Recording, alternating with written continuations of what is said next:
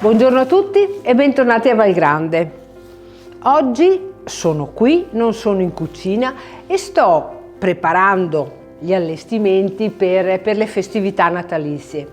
Allora, la curiosità è che io sono sempre una tra le ultime ad iniziare perché devo proprio immergermi nell'atmosfera natalizia. Quando poi però inizio e apro le scatole, inizio a prepararmi le corone dell'avvento da mettere sull'ingresso, sulla porta di entrata, poi proprio sento che mi diverto, che è una mia passione. Infatti mi piace recuperare i materiali dall'esterno e come sempre utilizzarli per creare qualcosa che sia vero, che sia sentito e soprattutto che sia realizzato da noi. Ad esempio con le ortensie secche, con le pigne che sono cadute o che ho raccolte anche via via in altri luoghi.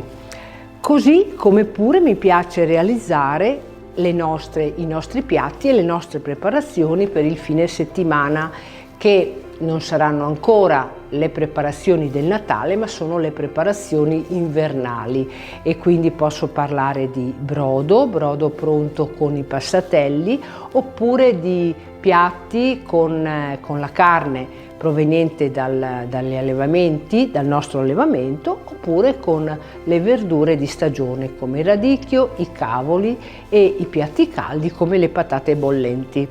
Se volete assaggiare i nostri menù per questo fine settimana, io vi invito a venirci a trovare, però lo potrete fare sempre con la solita modalità, quindi prenotando il vostro tavolo.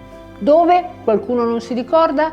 Potete prenotarlo attraverso i contatti che troverete tra le pagine social o tra le pagine del nostro sito. Per il momento io continuo in modo che possa essere tutto pronto e vi auguro una buona settimana. Ciao!